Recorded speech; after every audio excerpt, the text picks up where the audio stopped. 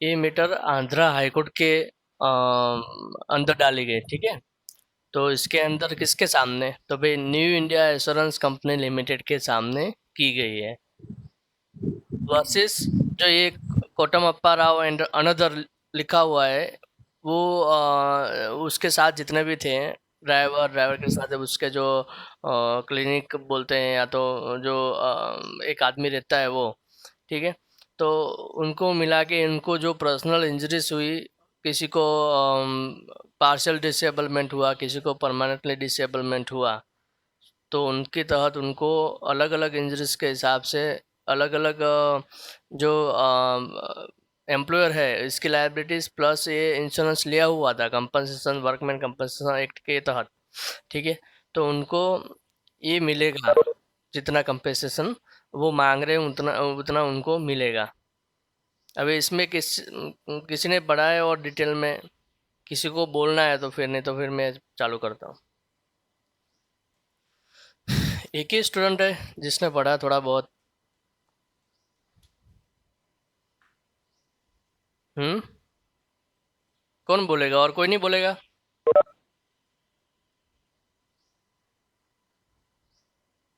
एक ही तो केस पढ़ना था सर्च करके,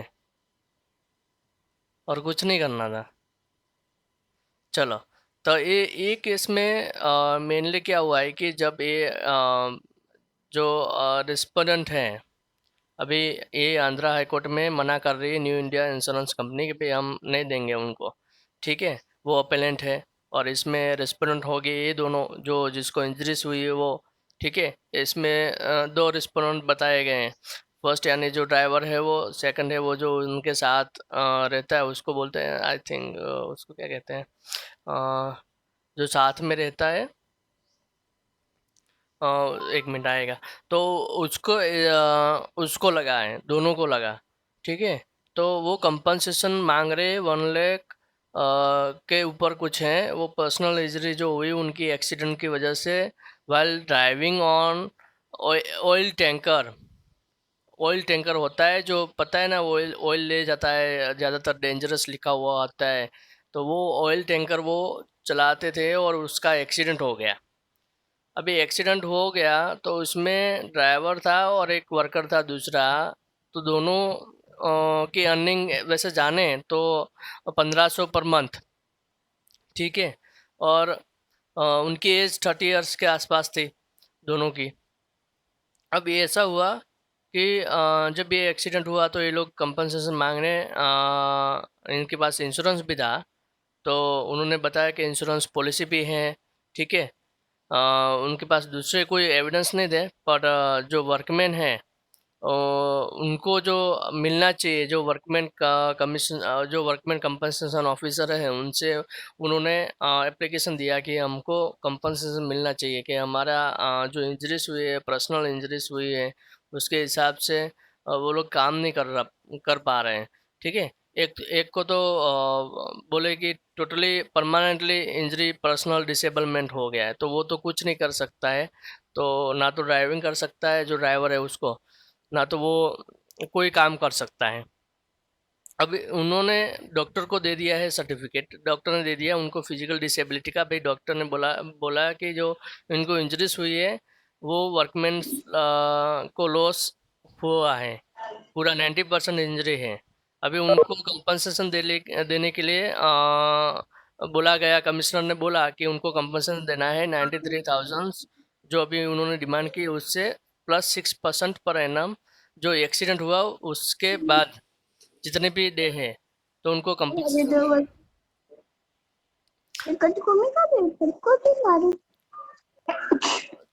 पवन, म्यूट योर माइक फर्स्ट। अबे इसके अंदर अब क्या होता है कि आगे आगे जैसे वर्कमैन कंपनसेशन की बात आती है, तब बीच में ये नेशनल इंश्योरेंस कंपनी है उनका भी लिया हुआ था। तो अब इसके हिसाब से वो कंपनी वहाँ पे बोलती है कि आपका जो इंश्योरेंस है वहाँ पे क्लेम आप कर सकते हैं, ठीक है। तो कमिश्नर ने भी बताया सेम ही कि भाई आपको वर्कमैन कंपनसेशन के तहत उनको आप इंश्योरेंस कंपनी वालों से पैसा ले सकते हैं, आपको जो इंजरीज हुई है, जितनी भी पर्सनल इंजरीज हुए हैं, वो सब मिलाकर। अब इसके अंदर मोटर व्हीकल भी का रोल आता है, मोटर व्हीकल एक्ट, ठीक है। Directly its cover the compensation, क्योंकि जो एक्सीडेंट हुआ है वो मोटर जो ऑयल टैंकर था इसके बीच, ठीक है। तो ऑयल टैंकर का जो एक्सीडेंट हुआ उससे जो इंजरीज हुई, जो तो उसका मोटर व्हीकल एक्ट के अंदर भी उनका रोल आएगा भाई। जितने भी मोटर व्हीकल एक्ट के अंदर अगर इंश्योरेंस लिया हुआ है तो उनको वो इंश्योरेंस से उनको पैसा मिलना चाहिए, ठीक है। अब आगे आगे मैटर पूरी चलती है, इसके अंदर बहुत सारे आर्ग्यूमेंट्स है, बहुत सारे केसेस दिए गए हैं अंदर, 5-6 केसेस हैं। मैं आपको आज पीडीएफ भी भेज दूंगा इसका पूरा, ठीक है। और एट द एंड क्या होता है कि जब भी ऐसा कोई केस होता है कि भाई किसी को पार्शली परमानेंट डिसेबलमेंट होता है और वो कोई ड्राइव नहीं कर सकता है, तो इसकी रिस्पॉन्सिबिलिटी रहती है कि भाई एम्प्लॉयर्स या तो वर्क जितना भी इंश्योरेंस है उनको तो देना ही है भाई कंपनसेशन, ठीक है। तो ये वर्कमैन कंपनसेशन एक्ट के तहत उनको वहाँ से उनको पैसे दिलाने हैं। तो ये भी प्रोसेस में रहती है कि भाई बने इतना उनके सपोर्ट में रहे। तो अब जैसे जैसे हम गए वैसे बहुत सारे केसेस उसको रेफर किए, बहुत सारे आर्ग्यूमेंट्स हुई कि भाई उनकी सैलरीज कितने दे रहे थे, कितना पर डे हो रहा था, ड्राइवर की इनकम कितनी थी, ठीक है। ये सब मिला के उनका कैलकुलेशन मिला के वो सब इसमें देख रहे थे और उनको कंपनसेशन का सोचा कि भाई this case where the employer acted without looking into legal aspect and without knowing what actually is duties and liabilities. तो इसके अंदर किसके अंदर क्या एग्जैक्टली कोई किसकी ड्यूटी और किसकी लायबिलिटी वो देखे बिना उनको इंश्योरेंस कंपनी ने जो प्रेजेंट किया है और ये जो रिस्पोंडेंट है दोनों, तो उनको कंपनसेशन मिलना चाहिए as per the section 3, as per the section 4A 4, ठीक है। तो वो सब सेक्शन इसके अंदर वर्कमैन कंपनसेशन एक्ट के सब इसके अंदर आते हैं।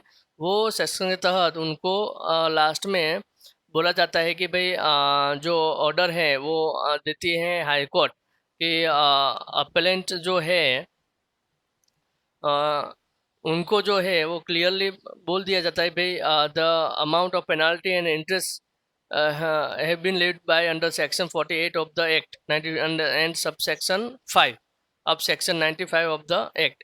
तो उसके अंदर उनको जो पॉलिसीज इंश्योरेंस है जिसको दिया पर्सन है उनको इंश्योरेंस दिया गया है, तो वो section shall be identify the person and person specified in the policy in respect of any liability. जो किसी को अगर पॉलिसी के हिसाब से उनको आइडेंटिफाई होता है और उनको जो कवर दिया होता है तो उनको वो कंपनसेशन मिलना चाहिए। अब कमिश्नर जो है उसने rightly made the appellant liable to pay the amount of interest and penalty, दोनों बोल दिया कि भाई जितनी पेनाल्टी और इंटरेस्ट दोनों मिलाकर जो होता है वो कमिश्नर ने बोला कि उनको इंश्योरेंस कंपनी से मिलना चाहिए। और गुजरात के केसेस भी है इसके अंदर, वो भी रिफर किए हैं। गौतम ट्रांसपोर्ट वर्सेस जिलुबेन हुसैन भाई, ये एक भी केस है गुजरात का था। तो उसके अंदर भाई insurance policy had like above बोले कि ऐसा कोई फोर्स अपील नहीं होता है। तो इंश्योरेंस पॉलिसी को क्या बोला एट द एंड कि भाई इसका रोल यहाँ पे नहीं आता। जब वर्कमैन कोई ड्यूटीज पे होता है तो वर्कमैन की कंपनसेशन की लायबिलिटीज होती है एम्प्लॉयर की। तो इसमें अंदर एम्प्लॉयर का रोल आता है भाई इनको देना है कंपनसेशन, ठीक है। पर in the present case also the insurance policy respondent once on that extra premium of 16 was collected for legal liabilities to pay the driver and cleaner। देखो ये ड्राइवर एंड क्लीनर दोनों को पे करने की बोला गया है। And the date endorsement identify the insurance against the his liability under the workman compensation act. और जो इंडोर्समेंट दिया गया है वो आइडेंटिटी इंश्योर्ड जो पर्सन है उसको पहले इनकी लायबिलिटीज और insurance against is liability and workman compensation के अंदर जो भी आता है उनको वो प्रोवाइड करना है। And insurance will in addition to be responsible for all the cost and expensive incur with its written consent. तो वो क्या करेगा भाई रिटर्न कंसेंट में दो आपकी रिस्पॉन्सिबिलिटी और कॉस्ट जितनी भी एक्सपेंसेस हुई और जितना भी खर्चा हुआ तो वो सभी देने की रिस्पॉन्सिबिलिटी भी इंश्योरेंस कंपनी वालों की होती है भाई। अगर वो और वर्कमैन की भी होती है कि वर्कमैन कंपनसेशन में एम्प्लॉयर्स लायबल, तो उनका जो कैलकुलेशन वो तो मिलेगा ही। इस साथ साथ में इंश्योरेंस दिया गया है उनका भी उसको बेनिफिट रहेगा। तो ये होती है इनकी दोनों चीज़ से ये मैटर में वो आता है कि भाई इनका वर्कमैन एम्प्लॉयर से कोई लेना देना अच्छा वो इसमें कमिश्नर का रोल आया भाई बीच में कोई सॉल्यूशन करना है उनको अगर वर्क में कंपनसेशन नहीं मिल रहा है तो वो रोल्स यहाँ पे आता है तो उनको वो देने की ज़रूरत पड़ती है। मैं थोड़ा हाईलाइट किया है, ठीक है। That personal injuries while driving an oil tanker. That first responder was working as a driver and suffer lot permanent disabilities. ठीक है वो कुछ नहीं कर पा रहा था। एंड सेकंड है वो क्लीनर, तो उसने भी उसकी इनकम भी 1500 पर मंथ थी और वो एक्सीडेंट से उनका हाथ और ग्रीवियस इंजरी हुई, फ्रैक्चर हुआ। और इसके अंदर हाँ that clearly that workman compensation proceeding under section 22 that empower the enforced liability of the employer to pay compensation। क्या बोला है यहाँ पे? the employer's liability to pay compensation of the employees by directing, और क्या बोला ये समझना जरूरी है, by directing the insurer to discharge the liability in terms of policy which covers the liabilities। ठीक है, जो इनके इंश्योरेंस की जो डायरेक्टिंग है उनको डिस्चार्ज करने के लिए बोल सकता है, तो जो पॉलिसीज कवर्स है उसकी लाइबिलिटी में जितना आता है उनको पे करना है। और कमिश्नर ये गौतम ट्रांसपोर्ट वर्सेस जिलूबेन वाला मैंने गुजरात का जो था कि भाई इसमें पॉलिसी के no endorsement like above quoted endorsement जो दिया है कि liable to pay amounts in interest with penalty, बराबर, तो वो भी देखना है। Now thus there is no force in the appeal, उनको जो ये अमाउंट है एक्स्ट्रा प्रीमियम के साथ जो कलेक्टेड लीगल लायबिलिटीज हैं वो उनको पेड करना है ड्राइवर और क्लीनर को।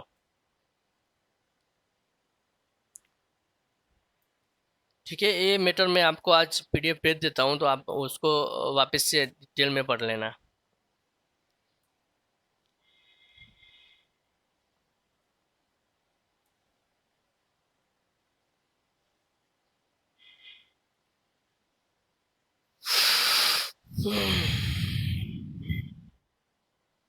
ओके, लास्ट टाइम ये commutation of half monthly wages payments भी देखा था, इसका फॉर्मेट रिव्यू। ठीक है, अब देखेंगे section 8 about the distribution of compensation.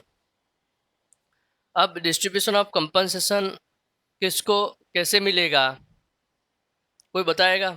Sir हाँ सर मैंने लास्ट में है ना पूछा था कि है ना अगर मैं पूछना चाहती थी कि अगर है ना कोई ऐसी कंपनी है जो कॉन्ट्रैक्ट पे है ना चल रही है, हाँ हाँ तो अगर है ना कॉन्ट्रैक्ट पे चल रही है तो बिटवीन द कॉन्ट्रैक्ट अगर कुछ है ना पर्सन को ऐसा कुछ हो जाता है, इंजरी हो जाती है, तो क्या है ना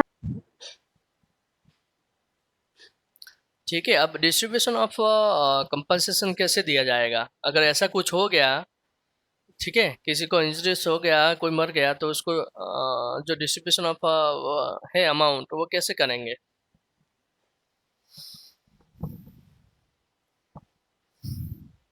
कोई बताएगा?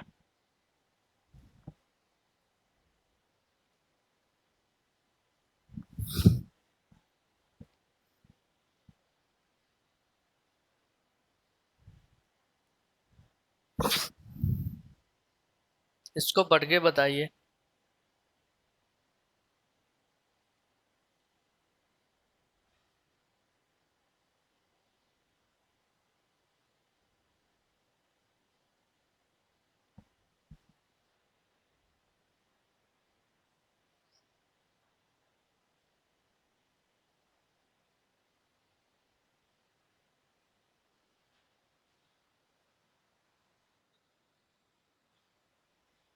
किसको किसको नहीं मिलेगा, पहले तो ये बताया गया कि no payment of compensation respect of workman whose injury has resulted in death.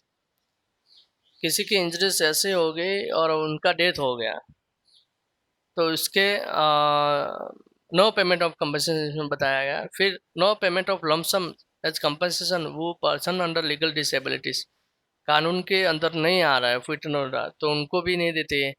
ठीक है, then the deposit with the commissioner.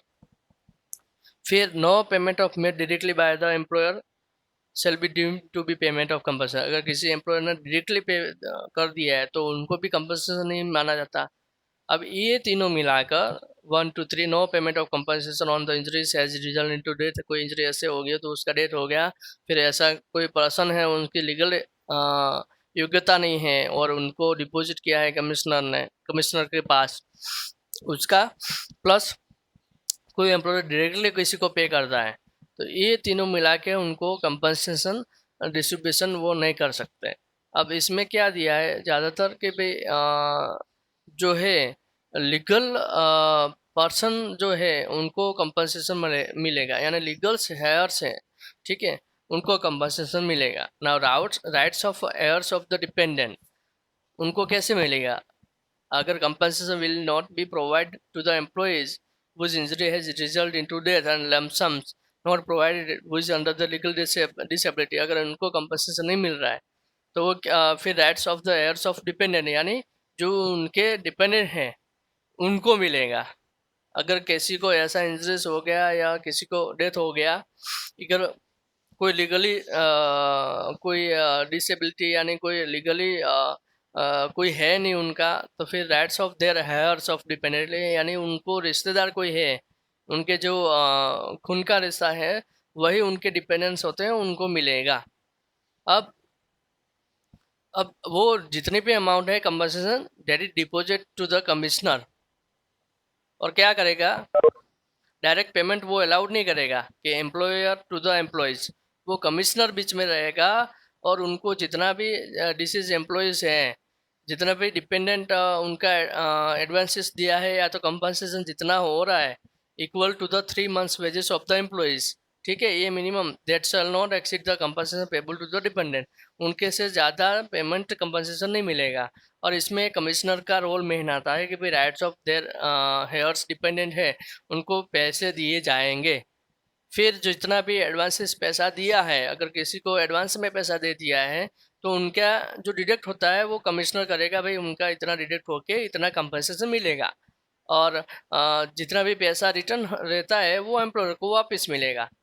सो इसमें जो उसके राइट्स हैं वो पूरे के पूरे लीगल शेयर्स पे रहते हैं, यानी कोई ऐसा नहीं कि आलतू फालतू में आगे कोई दूसरा रिश्तेदार लेके पैसा चला गया, ठीक है, वैसा नहीं है। अगर वैसा नहीं हो रहा है कंपनसेशन, अगर उनको कोई है नहीं तो वापस वो पैसे उनको रीपे करेंगे एम्प्लॉयर को कि भाई आपके कमिश्नर हैं वो बीच में तो रहेगा ही, कैसा भी हो जाए उसको डिपॉजिट विद द कमिश्नर कराना पड़ेगा और वो कंपनसेशन देगा। अगर किसको कितना कितना है, कितने कौन लीगल एबिलिटी से किस कौन लीगली पर्सन है और कौन किसको पेबल करना है, ठीक है। और जो लमसम जो अमाउंट है उसको भी डिपॉजिट के साथ commissioner deposit with the commissioner कराना है। And he is payable to woman or person who is legally disable, ठीक है, जो लीगली डिसेबल हुआ है तो उनको मिलेगा। And such amount can be invested for the benefit of any other women or person with disabilities and the commissioner may direct amount in such cases, ठीक है। इसमें कमिश्नर का रोल मेन होता है कि जब भी डिस्ट्रीब्यूशन ऑफ अमाउंट की बात होती है, अगर कोई मर गया है या रमसम अमाउंट है या इंजरीज है, अगर वो कोई लीगल डिसेबिलिटीज नहीं हो रहा है, ठीक है, कोई लीगली नहीं है, तो उनको लीगली पर्सन को देने के लिए कमिश्नर का रोल रहता है कि उनको जितनी भी अमाउंट है वो सब उनके साथ मिले।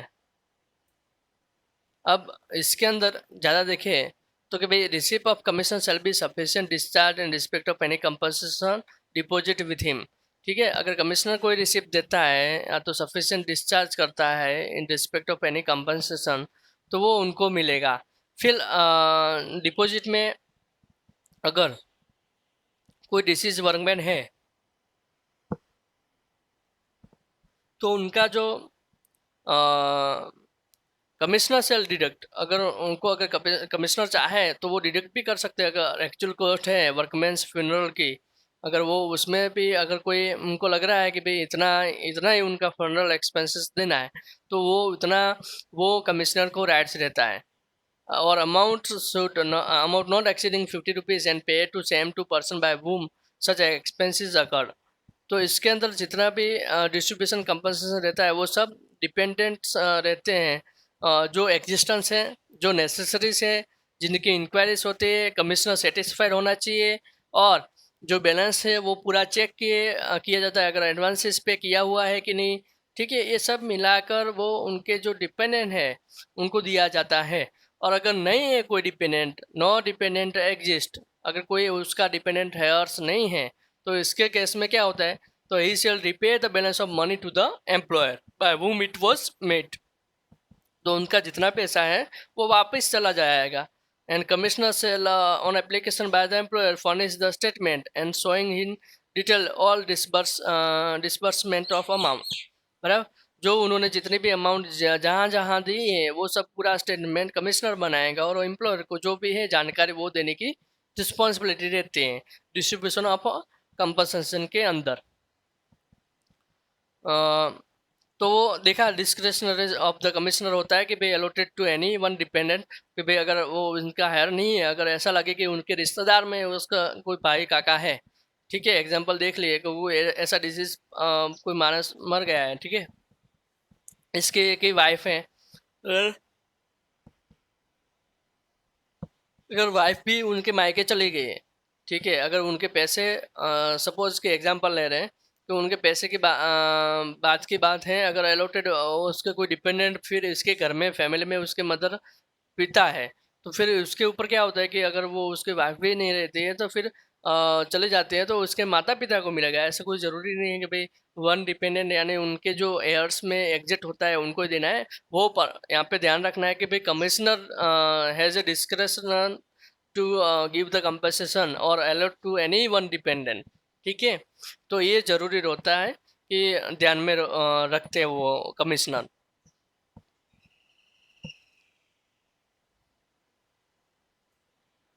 अब वेयर एनी लमसम डिपॉजिट हैं वो कमिश्नर के पास रहती है, तो वो जैसे बात की woman or person under a legal disabilities हैं, तो उनका जो इन्वेस्टेड अप्लाई जो रहता है वो benefit of the such of the woman और सच ड्यूरिंग हिज डिसेबिलिटीज, तो कमिश्नर उसके अंदर भी डायरेक्ट करता है कि भाई उनका हाफ मंथली पेमेंट जो है is payable to any person under legal disabilities. जो आगे का सेक्शन में देखा commutation of half monthly payment of wages section 7 के तहत, तो वो भी इसके अंदर। ठीक है, तो जो लीगल डिसेबिलिटीज है वो कमिश्नर उनको हाफ पेमेंट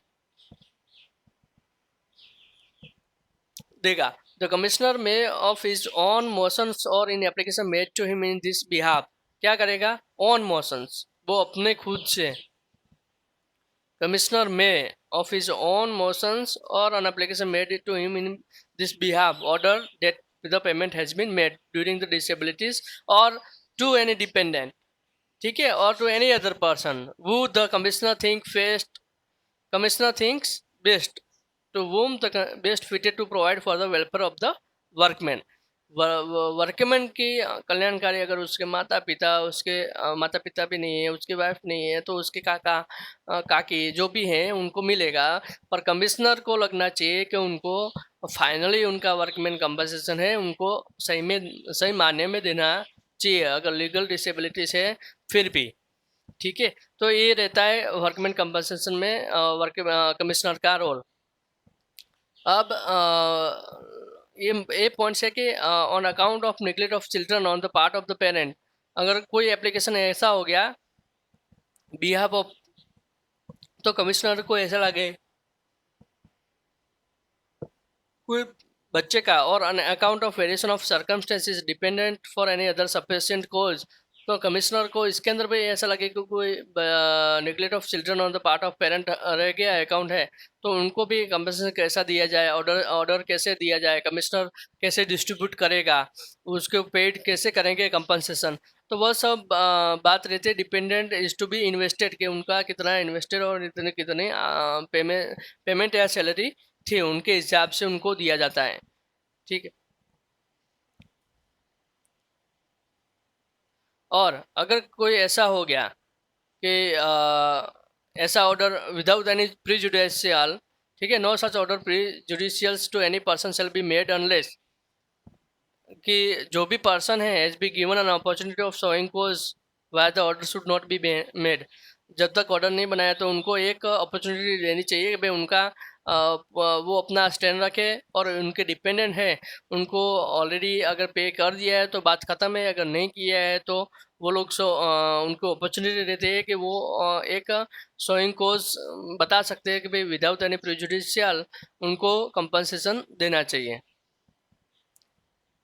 अगर किसी ने इसके अंदर कोई फ्रॉडली ले लिया है, कोई इम्पर्सोनेंस और other improper means any amount of paid अगर हो गया है कमिश्नर के तहत, ठीक है, तो क्या होगा, तो वो पूरी की पूरी अमाउंट रिकवर्ड होगी on behalf of such person may be recovered in the manner hereinafter provided in section 31। वो सेक्शन 31 के तहत उनका जितना भी फ्रॉडली या इम्पर्सोनेशंस और अदर इम्प्रॉपर मीन्स अगर किसी को कंपनसेशन दे दिया है, अगर गलत झूठ बोलकर या तो किसी ने बता दिया कि भाई इसके काका भतीजा है, ऐसा झूठ हो गया, अगर कुछ कमिश्नर ने दे दिया है अगर, तो इस किस्से में वो उनको रिकवरी कर सकते हैं, ऐसा कोई गलती से हो गया है तो।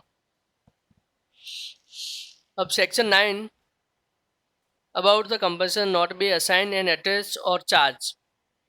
अगर कंपनसेशन नॉट बी अटैच और चार्ज डेट हम लोग नेक्स्ट लेक्चर में कवर करेंगे, और इसमें किसी को कोई डाउट है तो बता सकता है।